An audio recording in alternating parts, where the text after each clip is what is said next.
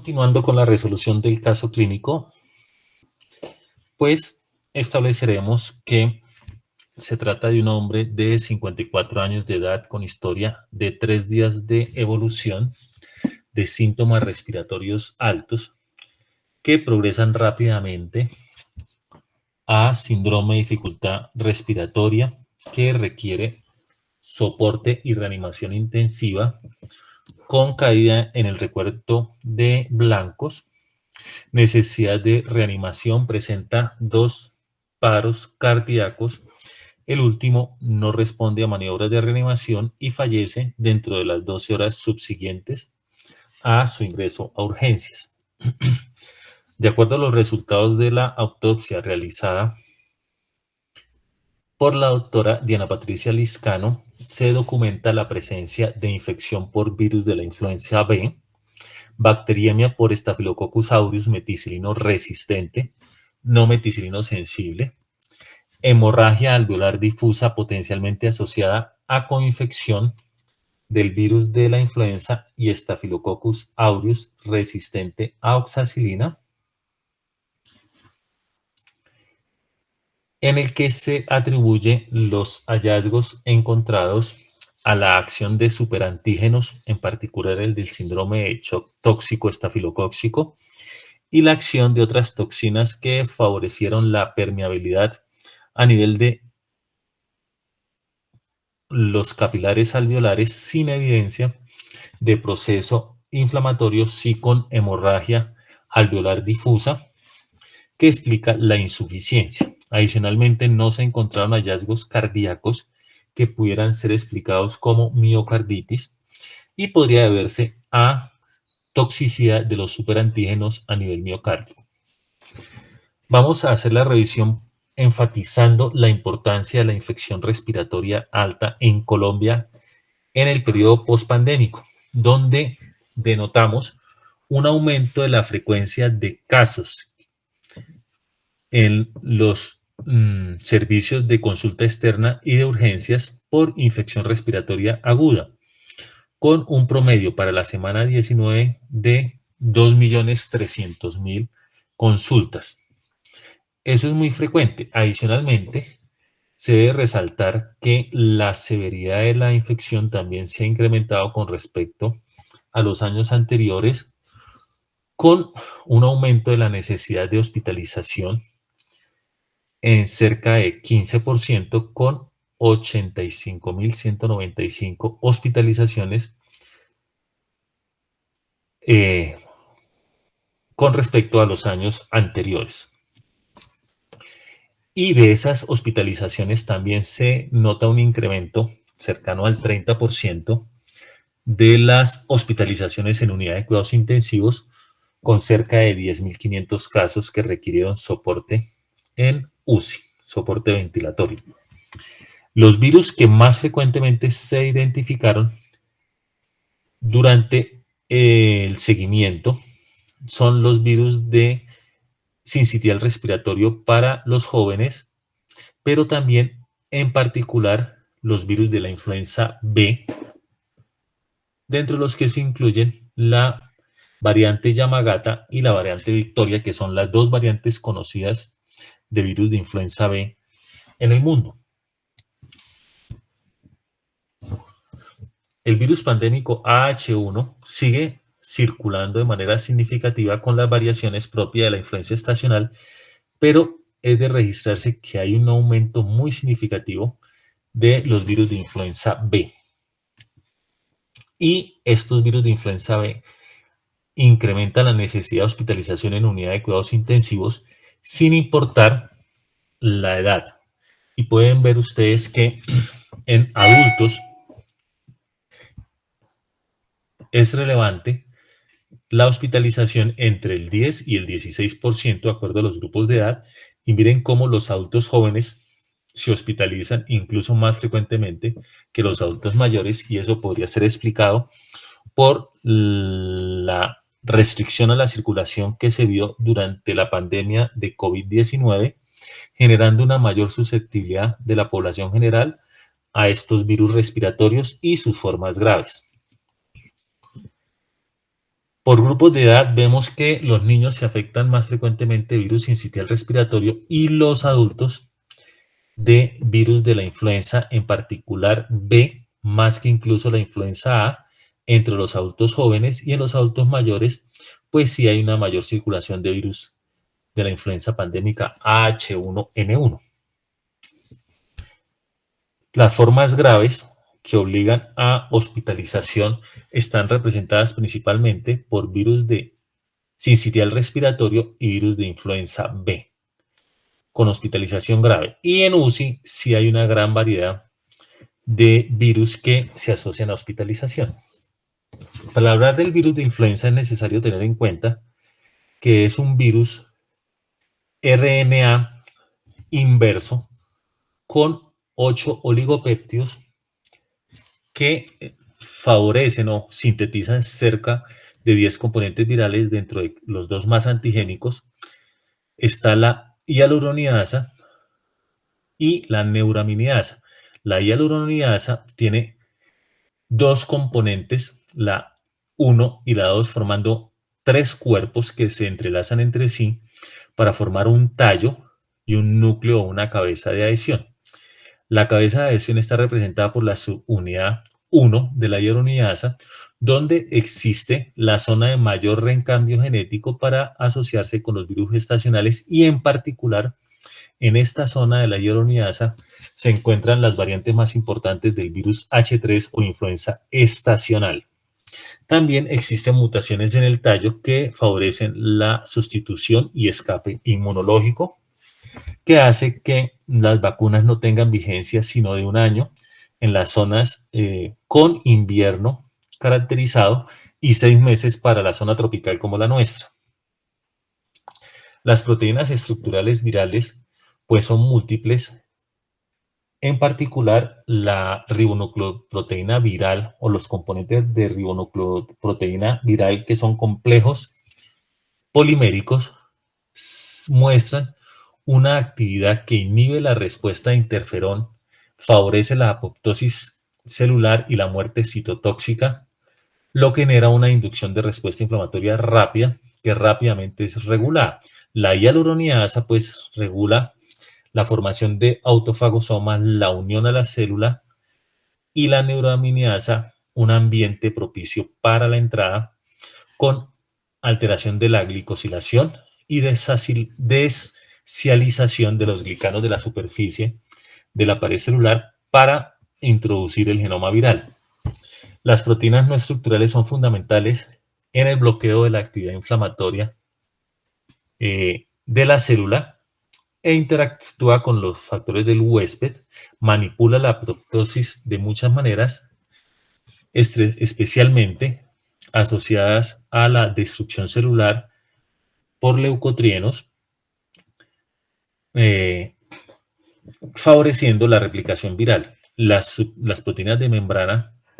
y las nucleoproteínas pues son importantes en la supervivencia del virus, induciendo autofagosomas e inhibiendo la degradación de lisosomas de manera significativa. El virus de influenza estacional tiene un comportamiento homogéneo donde las mutaciones son restringidas bien sea por el moco mismo de las vías aéreas o por los anticuerpos circulantes, generando una clona muy particular en las células receptoras con muy pocas variaciones que se transmiten de individuo a individuo entre grupos poblacionales, favoreciendo la circulación de una misma variante durante el periodo infeccioso. Posteriormente, las mutaciones y los coarreglos con virus animales favorecen la generación de pequeños cambios estructurales y nuevos episodios infecciosos. Dentro de la forma o la fisiopatología en que el virus entra en contacto con las vías aéreas superiores, es de resaltar que la esfingomielina, el factor surfactante, actúa opsonizando el virus y favoreciendo su captura. Este virus capturado puede ser lavado fácilmente por el clearance o la limpieza mucociliar, pero en ocasiones puede penetrar a la bicapa del moco, y en la bicapa, donde la superficie externa es más homogénea y más dura, una vez atravesada, la fase líquida favorece la penetración del virus y su contacto con los cilios y con la célula, permitiendo la penetración, multiplicación del virus y destrucción. Esa destrucción es reconocida por las células dendríticas circulantes, que generan la respuesta inflamatoria, y sobre esa respuesta inflamatoria,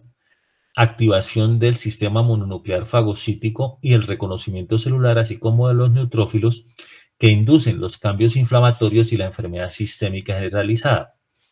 Es poco frecuente que el virus alcance las vías aéreas inferiores, pero cuando eso sucede, se produce una enfermedad catastrófica. Toda esta liberación de citoquinas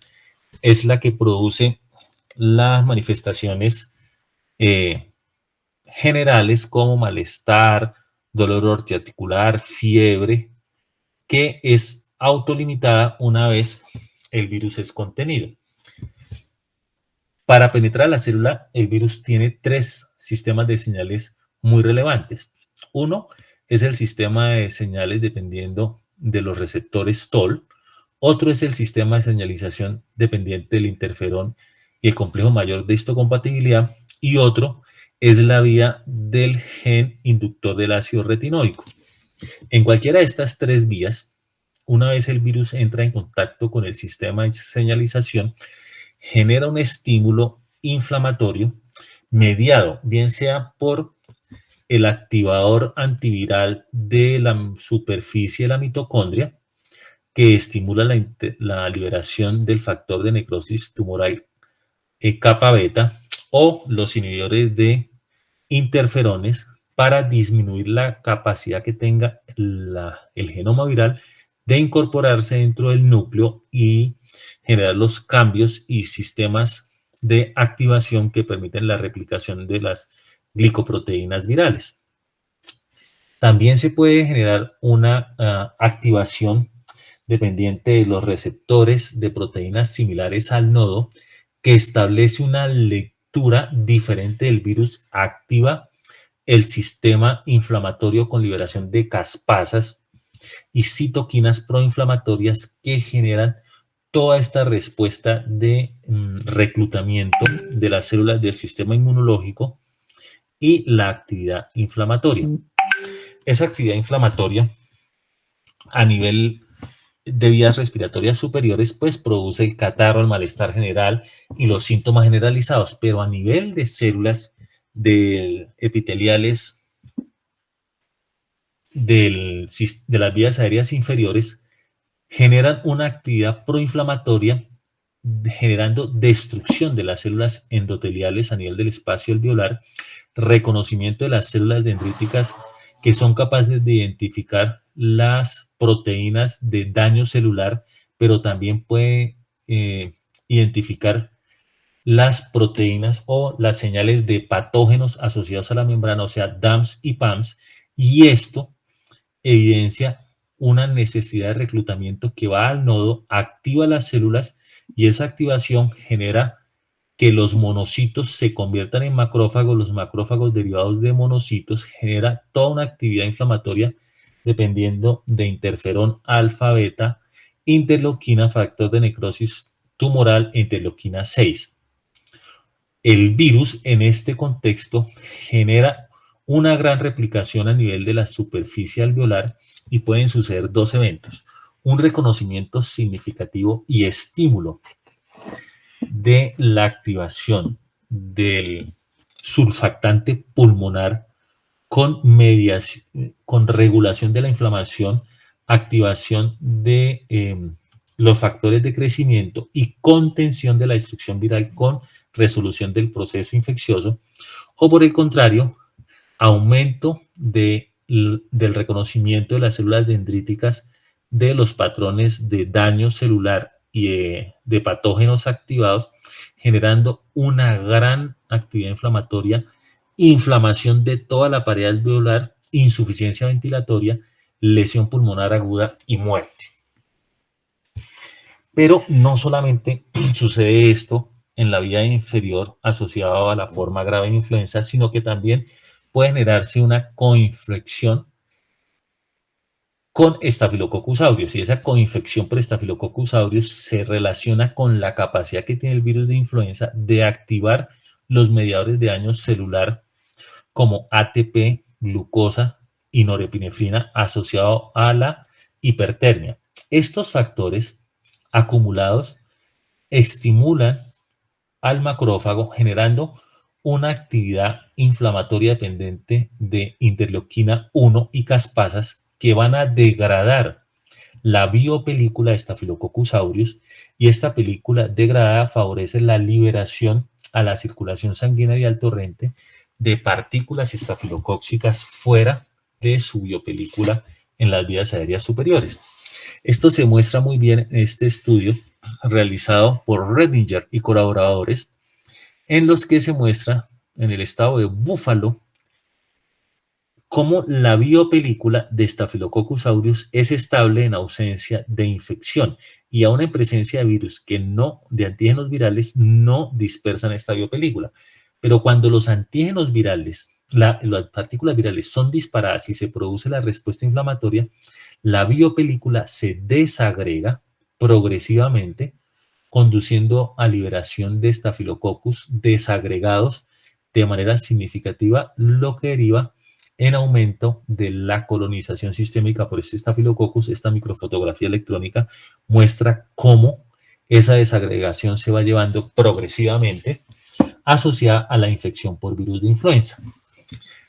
Las estructuras desagregadas generadas por toda esta inflamasoma inducido por Staphylococcus aureus y la apoptosis celular genera un campo de cultivo para todas las bacterias. En este caso el modelo es con Streptococcus pneumoniae, en el cual se ve disminución del clearance o la limpieza mucociliar, aumento de los receptores de adhesión de las células, aumento de glucosa y micronutrientes que favorecen la replicación bacteriana e impedimento de la respuesta inmune y destrucción de la integridad del tejido. De tal manera que este proceso genera diferentes formas inflamatorias. Las diferentes formas inflamatorias afectan la cascada del complemento en sus tres vías, la clásica, la de las lectinas y la vía alterna del complemento, favoreciendo actividad inflamatoria, liberación de el factor C3 del complemento, conversión del C5, lo cual aumenta la capacidad de Staphylococcus aureus para adherirse a las membranas y generando más respuesta inflamatoria. Por otro lado, la vía clásica favorece la opsonización y la captura de Streptococcus pneumoniae y Staphylococcus aureus, y esa captura favorece la replicación celular, aumentando el riesgo de neumonía bacteriana sobre pacientes que están infectados, básicamente favoreciendo las proteínas de ataque de la membrana y destrucción tisular.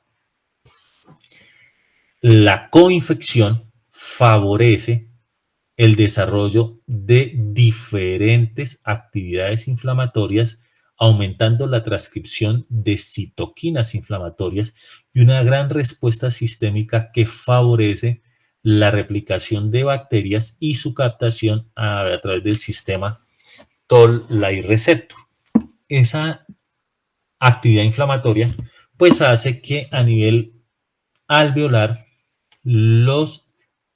agentes bacterianos, estreptococo o estafilococo, se repliquen dentro del espacio alveolar, y dentro de ese espacio alveolar se genera toda la cascada inflamatoria de destrucción que conduce al desarrollo de neumonía. Y por eso es que, teniendo en cuenta que son múltiples los focos de replicación viral y a su vez estos focos son invadidos a partir de vías sistémicas, el comportamiento de Staphylococcus aureus y aún de Streptococcus pneumoniae se forme como una bronconeumonía. Esa bronconeumonía establece acumulación bacteriana dentro de los alvéolos con detritus celulares, activación de las toxinas estafilocóccicas y de las enzimas como la de Panton-Valentine, con degradación de los neutrófilos, destrucción y quimiotaxis, que llenan los alvéolos de una gran actividad inflamatoria, muy rápidamente progresiva y potencialmente fatal, como se ve en esta radiografía, en donde a partir de una infección viral se desarrolla una infección bacteriana con acúmulos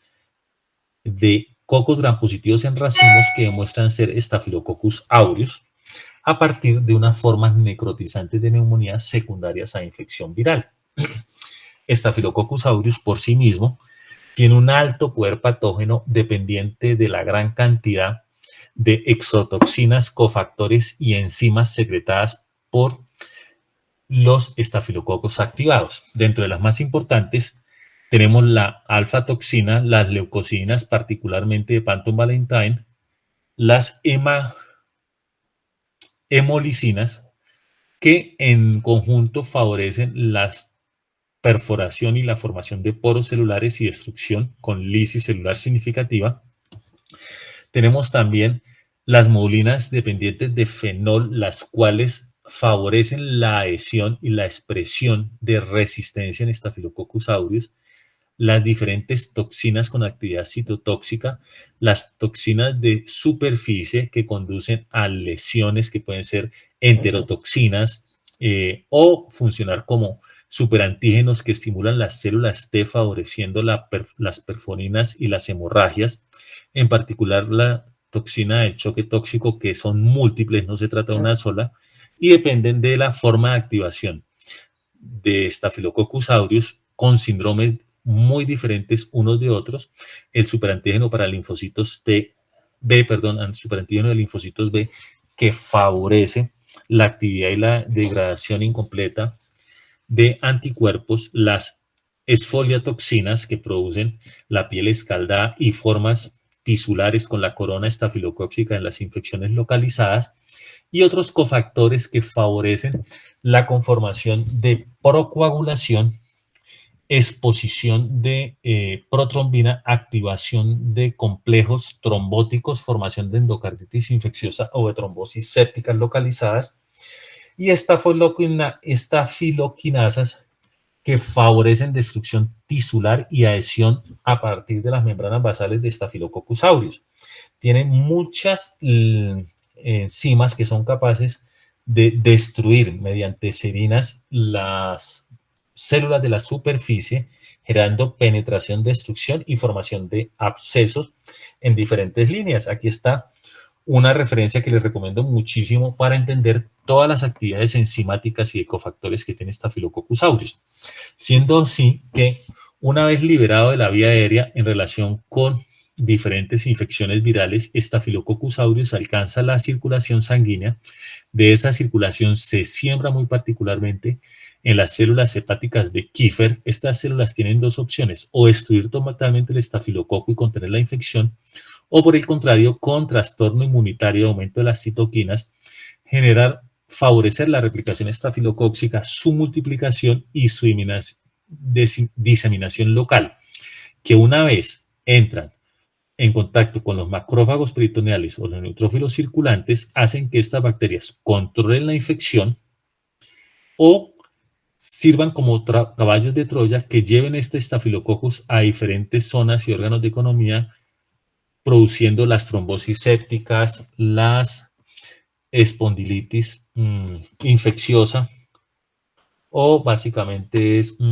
espondilodicitis purulentas y abscesos múltiples en diferentes órganos. Aquí vemos cómo las diferentes actividades de toxinas y cofactores de Staphylococcus aureus generan la destrucción del endotelio, la acumulación de partículas de Staphylococcus inflamatorias, la degradación y activación de factores de coagulación, conformación de biopelículas o agregados estafilocóxicos que van a sembrarse en otros lados, generando gran cantidad de citoquinas o trombos circulantes a nivel sistémico, con la conformación de